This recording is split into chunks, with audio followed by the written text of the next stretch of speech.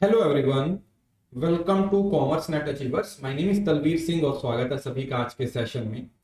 तो recently NIRF that is national institutional ranking framework के द्वारा ऑल इंडिया इंस्टीट्यूशंस को रैंकिंग दी गई है जो अगस्त में एग्जाम होने वाला है और उसके बाद जो दिसंबर जनवरी में एग्जाम होने वाला है। इन दोनों ही एग्जाम्स के लिए ये रैंकिंग है वो काफी ज्यादा इंपॉर्टेंट होने वाली है। तो हम आज समझने की कोशिश करेंगे कि ये जो एनआईआरएफ फ्रेमवर्क है एक्चुअली में ये फ्रेमवर्क क्या है, कब इसको इंट्रोड्यूस किया गया था, क्यों इसको इंट्रोड्यूस किया गया था, क्या इसके इंपॉर्टेंट पिलर्स हैं, और उसके बाद हम रैंकिंग्स को याद करने की कोशिश करेंगे। इस क्लास की पीडीएफ के लिए आप लोग मेरा Telegram channel commerce net achievers जरूर से ज्वाइन कर लीजिए। अगर आपने अभी तक ज्वाइन नहीं किया है, बी श्योर कि आप commerce net achievers Telegram channel को ज्वाइन कर लें।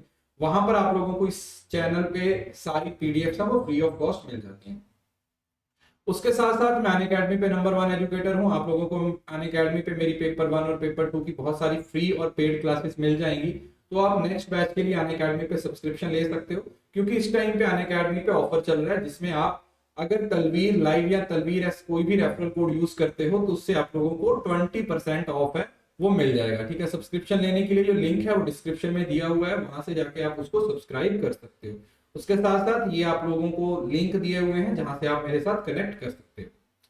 अनअकैडमी पे आप प्लस और सब्सक्रिप्शन और आइकॉनिक सब्सक्रिप्शन दोनों तरीके का सब्सक्रिप्शन ले सकते हो। आइकॉनिक में आप लोगों को कुछ एक्स्ट्रा एडवांटेज हैं वो भी दे दिए जाते हैं। रेफरल कोड चाहे आप लोगों को अनलॉक के लिए पूछे या फिर सब्सक्रिप्शन के लिए, तलवीर एस या तलवीर लाइव दोनों में से कोई भी रेफरल कोड आप यूज कर सकते हो।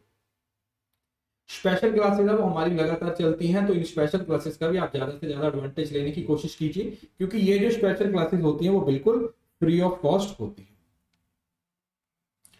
तो एक बार तो आपको इसकी फुल फॉर्म ही पूछ ली गई थी। The national institutional ranking framework, full form क्या है? The national institutional ranking framework was approved by MHRD and launched by MHRD minister 29 सितंबर 2015। तो पहले तो डेट याद रखनी है, फुल फॉर्म और डेट दोनों ही इंपॉर्टेंट है।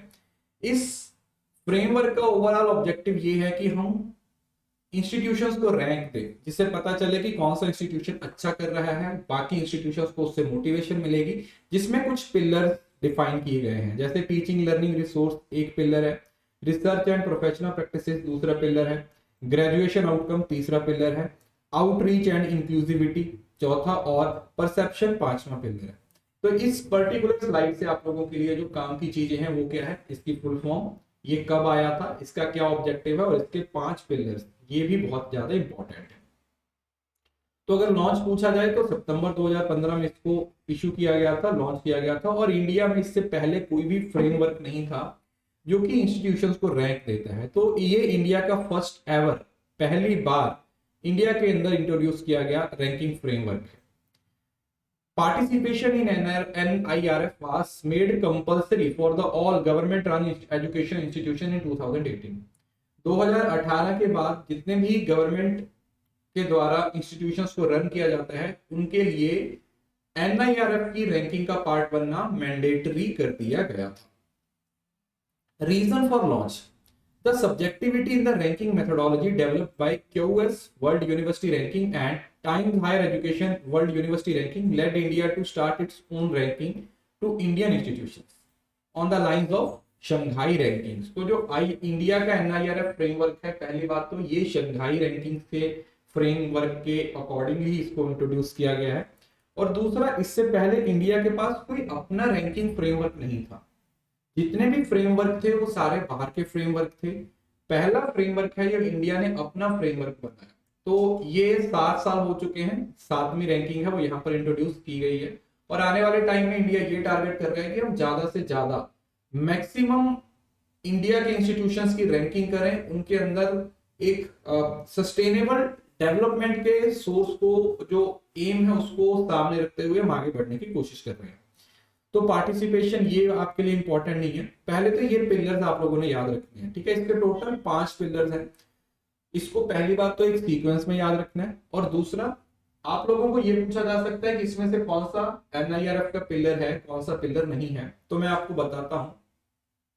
टीचिंग लर्निंग एंड रिसोर्सेज शुरू कहां से करेंगे? सबसे पहले आप किससे शुरू करोगे? टीचिंग से। ठीक है, टीचिंग लर्निंग एंड रिसोर्सेज। उसके बाद रिसर्च एंड प्रोफेशनल प्रैक्टिसेस, इसकी बात की जा रही है। रिसर्च एंड प्रोफेशनल प्रैक्टिसेस, उसके बाद ग्रेजुएशन आउटकम, उसके बाद आउटरीच एंड इंक्लूसिविटी, देन आता है पीयर परसेप्शन। टोटल 5 पिलर्स हैं, इसको अच्छे से याद कीजिएगा। टीचिंग लर्निंग रिसोर्सेज, फिर रिसर्च की बात होती है, फिर ग्रेजुएशन के आउटकम्स के बारे में बोला गया है, फिर आउटरीच और इंक्लूसिविटी के बारे में, और देन पीयर परसेप्शन के बारे में बोला गया। तो ये हमारी ओवरऑल रैंकिंग है, ठीक है। टोटल 10 इंस्टीट्यूशंस में किस तरीके से रैंकिंग आई है। अगर ओवरऑल पूछा जाए तो आईआईटी मद्रास है वो ओवरऑल में फर्स्ट आया है, और इंजीनियरिंग में भी वही फर्स्ट है। तो 2 इंस्टीट्यूशंस ओवरऑल और इंजीनियरिंग अगर पूछा जाए तो उसमें आईआईटी मद्रास, मां से आप लोगों को बताया था, मद्रास मां से याद रखना आप लोगों ने। इंजीनियरिंग में भी मां ही बेस्ट है और ओवरऑल में भी मां ही बेस्ट है।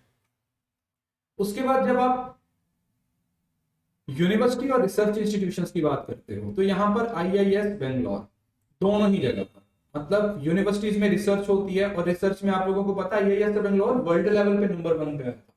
तो यहां से आप याद रख सकते हो यूनिवर्सिटी में और रिसर्च में आईआईएस बेंगलोर, मैनेजमेंट में आईएम, मैं आया हूं आईएम, आईआईएम मैनेजमेंट में आईआईएम याद रख सकते हो। मेडिकल में कैसे याद रख सकते हो, कोई भी इंडिया का बड़ा लीडर, कोई भी आदमी बीमार होता है तो उसे उठा के एम्स में लेके चले जाते हैं, क्यों? क्योंकि वहां पर उसके बचने के चांसेस होते हैं। इंडिया का बेस्ट इंस्टीट्यूशन है फॉर मेडिकल साइंस, तो यहां से आप याद रख सकते हो that all India institute of medical science. Pharmacy में जामिया हमदर्द, दिल का दर्द, फार्मेसी में आपके दिल का दर्द दूर हो रहा है, क्यों? वो तो वहां पे जाके पता चलेगा। तो जामिया हमदर्द है वो फार्मेसी में बेस्ट है। कॉलेज में मिरांडा हाउस, ठीक है, लगातार 7 साल हो चुके हैं मिरांडा हाउस को फर्स्ट आते हुए, तो इसमें कुछ याद करने के लिए है नहीं। आर्किटेक्चर में आईआईटी रुड़की, लॉ में national law school of Indian university Bangalore, और डेंटल में Savita institute of medical and technical science.